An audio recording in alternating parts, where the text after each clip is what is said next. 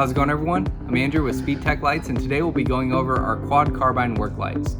So we offer these units in our floodlight optics or our hybrid optics, and you'll see that you get your included mounting bracket here that I went ahead and pre-attached, and then you'll see your cables here going to your positive and negative connections. And then on both of these units, you'll have 9 3-watt LEDs pushing 1,980 lumens. So let's go ahead and turn these units on and go over the optics. Here is our floodlight unit, where you'll have all floodlight optics giving you that wide spread off of your work light. And then here is our hybrid unit, where you'll have floodlight optics on the outside, and then you'll have spotlight optics here in the middle giving you that more focused beam off of your work light.